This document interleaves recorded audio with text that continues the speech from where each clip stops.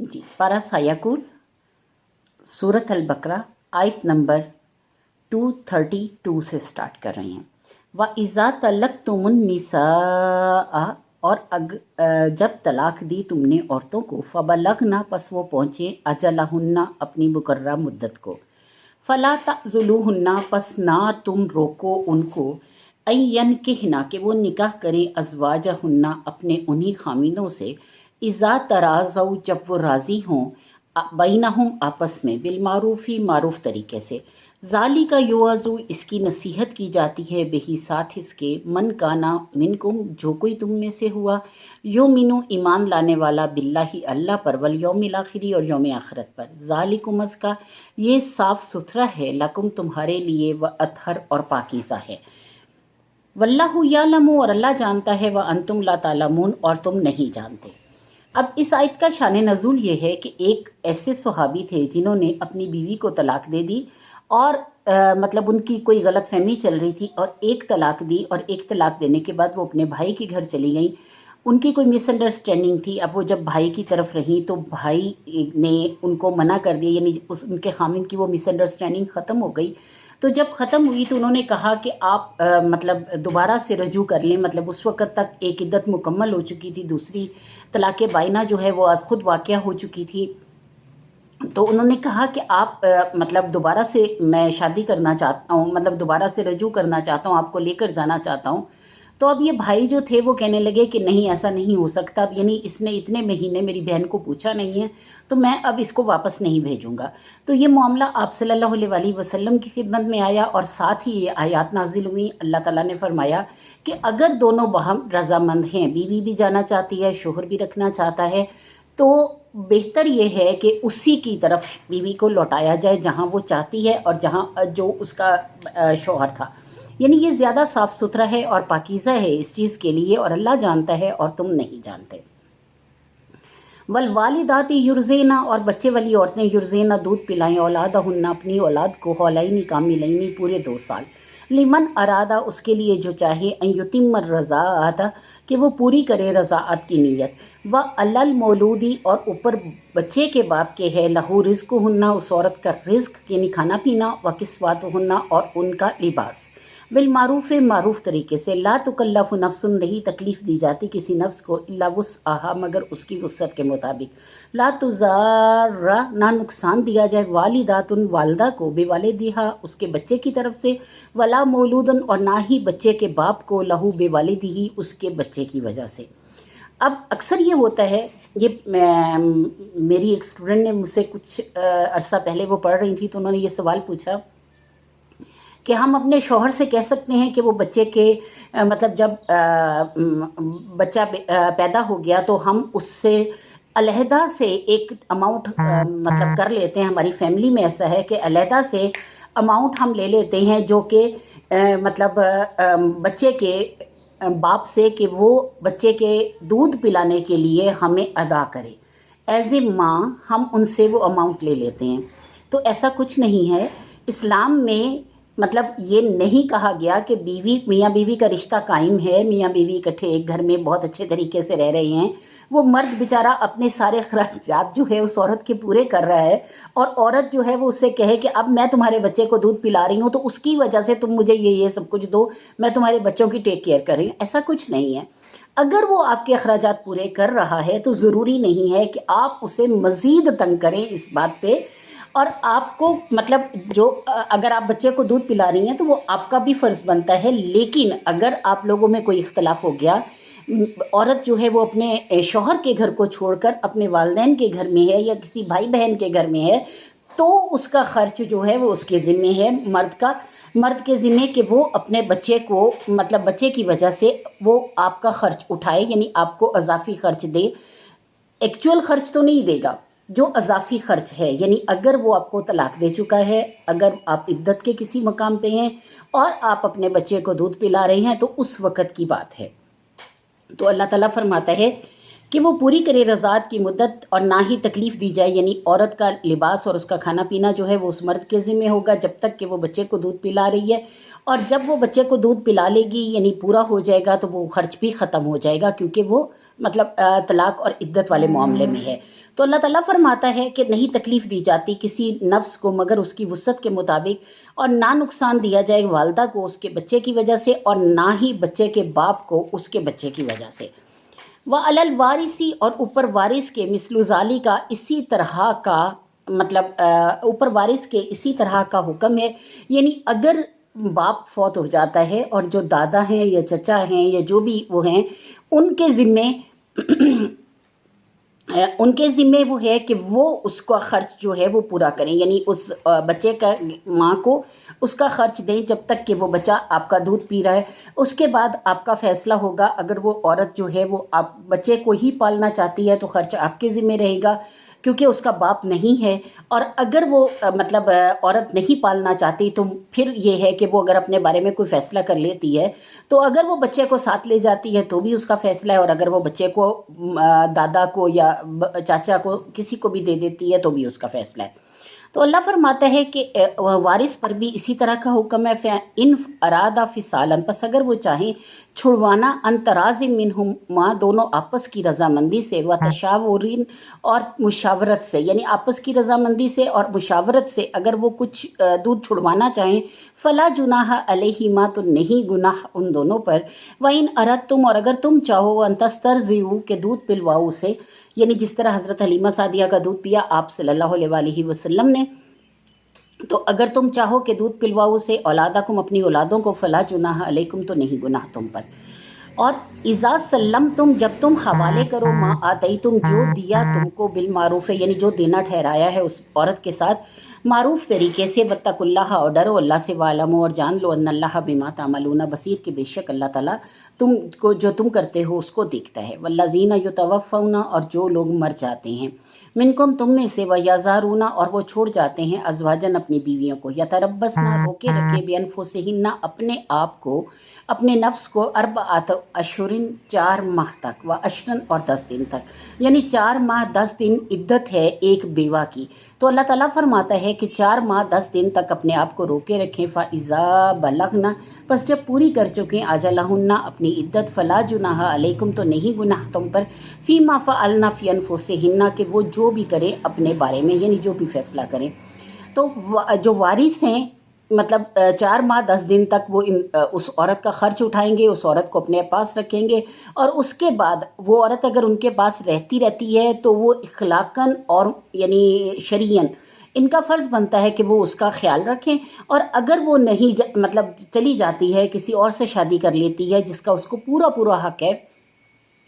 تو اللہ فرماتا ہے کہ پھر ان پر گناہ نہیں ہے کہ وہ اپنے بارے میں جو بھی فیصلہ کریں۔ اور واللہ بما تعملون خبیر، اور اللہ تعالیٰ جانتا ہے جو تم اس سے جو تم کرتے ہو خبردار ہے۔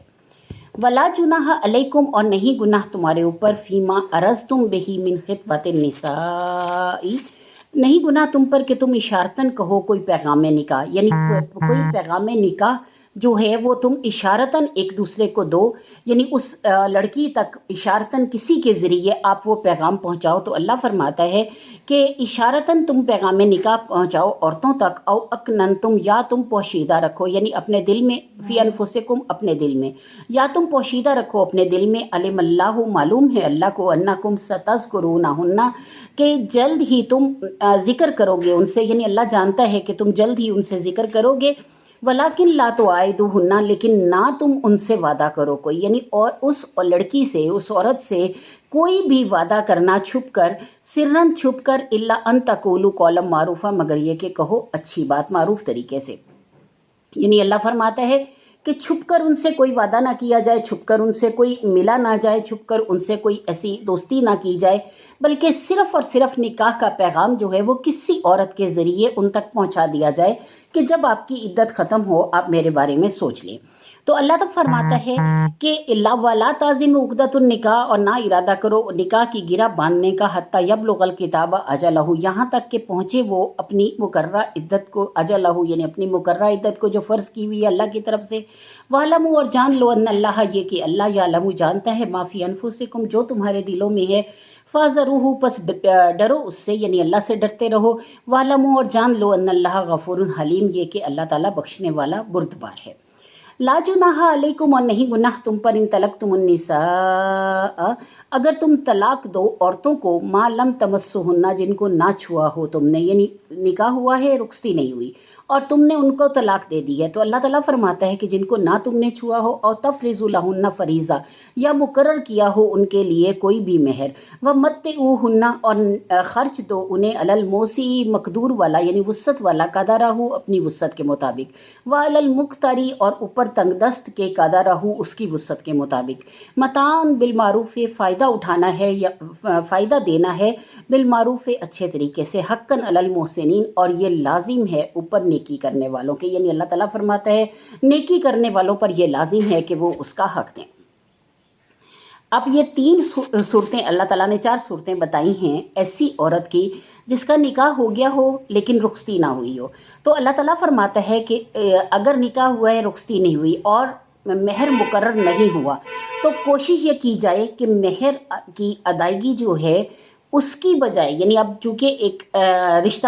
یعنی ہوا ہی نہیں، پورا ہی نہیں ہوا، نکاح ہوا ہے لیکن رخصتی نہیں ہوئی، تو وہ مرد کو چاہیے کہ وہ اس کو کوئی تحفہ بھیج دے، ایسا کوئی تحفہ جس سے اس کی تکلیف جو ہے وہ تھوڑی سی کم ہو، یعنی اس کی تکلیف جو ہے وہ اس میں کمی محسوس کی جائے، اور اللہ تعالیٰ فرماتا ہے کہ اسے تحفہ دے کر وسعت والا اپنی وسعت کے مطابق دے، تنگ دست اپنی وسعت کے مطابق دے، اور اسے وہ تحفہ دے کر اسے طلاق بھیج دی جائے، یعنی دے سکتے ہیں۔ اور پھر اللہ فرماتا ہے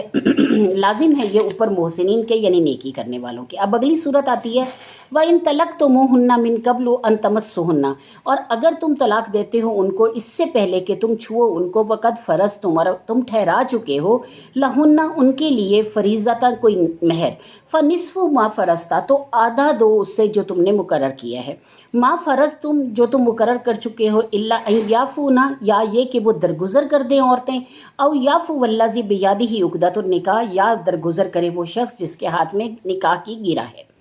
اب یہ ہے کہ ایک مہر آپ نے مقرر کر دیا، نکاح کیا، نکاح کے ساتھ ہی آپ نے مہر مقرر کر دیا۔ پہلی صورت یہ ہے کہ اکثر لوگ یہ کرتے ہیں کہ ایک زیور ان کے مطلب جیسے زیور پہنایا یا کچھ 2 تولے کا سیٹ پہنا دیا تولے کا سیٹ پہنا دیا اور کہہ دیا کہ یہی مہر ہے۔ اب جب انہوں نے وہ سیٹ پہنایا اور کہا کہ یہ مہر ہے تو مہر کی ادائیگی ہو گئی۔ اب جب ادائیگی ہو گئی اب وہ اس لڑکی کے پاس ہے۔ پہلی صورت یہ ہے کہ اب جب وہ طلاق بھیجتا ہے تو وہ یہ کوئی بھی گفٹ بھیجنے کی بجائے وہ یہ کہہ دیتا ہے کہ میں چونکہ مہر ادا کر چکا ہوں تو اس میں سے آدھا آپ کا ہے، وہ آدھا اب مجھے واپس کر دیں، یا پھر اس کو مطلب آپ وہ جو ہے مہر کی صورت میں رکھ دیں۔ یعنی اللہ فرماتا ہے کہ اگر درگزر کر دیں عورتیں یا درگزر کر دیں وہ مرد۔ اب اگر عورت کہتی ہے کہ جب تم نے مجھے طلاق ہی دے دی تو مجھے اور کچھ نہیں چاہیے، مطلب میں تم سے کچھ لینے کی روادار نہیں ہوں، یعنی جس طرح انسان کو غصہ آتا ہے یا کچھ بھی ایسا ہوتا ہے اور وہ کہہ دیتا ہے کہ میں نہیں لینا چاہتا، تو وہ بات ختم ہو جائے گی، یعنی اس پہ کوئی گناہ نہیں ہے کیونکہ اس نے پوچھا اور وہ ادائیگی نہیں ہوئی تو اس لیے اس پہ کوئی گناہ نہیں ہے۔ اب اگر دوسری صورت یہ ہے کہ اگر وہ مہر مطلب جیسے کہ وہ ایک دے چکا ہے، ایک سیٹ دے چکا ہے، یا تو وہ اس کو کہتا ہے کہ یہ ایک میں آپ کو دے چکا ہوں، مطلب 1 تولہ زیور آپ کو دے چکا ہوں، اب اگر آپ چاہیں تو اس میں سے آدھا مجھے واپس کر دیں، اور اگر آپ نہیں کرنا چاہتے تو کوئی مسئلہ نہیں، آپ اپنے پاس رکھیں۔ اب وہ عورت اگر اپنے پاس رکھ لیتی ہے تو اس عورت پہ بھی کوئی گناہ نہیں، اس مرد پہ بھی کوئی گناہ نہیں۔ تو اللہ فرماتا ہے کہ او یعفو والذی بیدہ عقدۃ النکاح یا درگزر کرے وہ شخص جس کے ہاتھ میں نکاح کی گرہ ہے،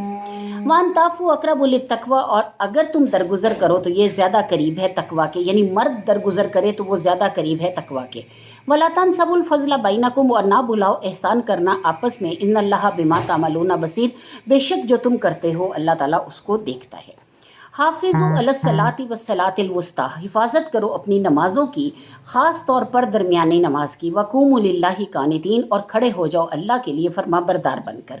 فَإِنْ خِفْتُمْ پس اگر ڈر ہو تمہیں، فَرِجَالًا تو پیادہ اور رُکْبَانًا یا سواری پر، فَإِذَا أَمِنْتُمْ پس جب تم امن پاؤ، فَاذْكُرُوا اللَّهَ تو یاد کرو اللہ کو، کما علمکم جیسے کہ سکھایا تمہیں، ما لم تکونوا تعلمون نہیں تھے تم پہلے اس سے جانتے۔ اللہ فرماتا ہے خبردار رہو سب نمازوں سے اور نماز خاص طور پر اپنی نماز وسطیٰ سے۔ 2 نمازیں پہلے ہیں فجر اور ظہر، 2 نمازیں بعد میں ہیں مغرب اور عشاء، تو درمیانی نماز ہے عصر کی نماز۔ اور اللہ تعالیٰ نے عصر کی نماز پر بہت زیادہ